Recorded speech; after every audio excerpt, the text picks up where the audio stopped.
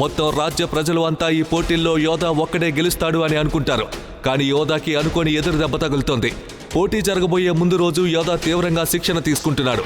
అప్పుడే రాజపురోహితుడు ఆందోళనగా రాజభవనం వైపు వస్తాడు. మహారాజా, ఆకాశం దక్షిణ దిశలో తోకచుక్క కనిపించింది. అది మన దేశానికి పెను ప్రమాదం రాబోతోందనడానికే సూచన.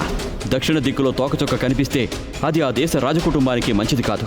అంతేకాదు, మన యువరాజుకి ప్రమాదం కలిగే అవకాశం ఉంది మహారాజా.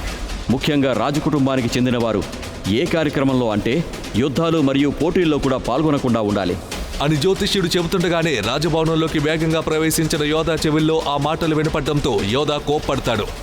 ఆచార్య, ఏం మాట్లాడుతున్నారు? దీనికోసం 10 సంవత్సరాలుగా నేను కఠోరంగా సాధన చేస్తున్నాను. ఖచ్చితంగా నేను ఈ మహాచక్ర పోటీలో పాల్గొనాల్సిందే అని యోధా చెప్పడం విన్న రాజు రణసింహ ఒక్క క్షణం ఆశ్చర్యపోయాడు. క్రింద ఇచ్చిన లింక్ ని క్లిక్ చేసి పాకెట్ ఎఫ్ఎం యాప్ ని ఇన్స్టాల్ చేసుకోండి. Stay tuned to Pocket FM.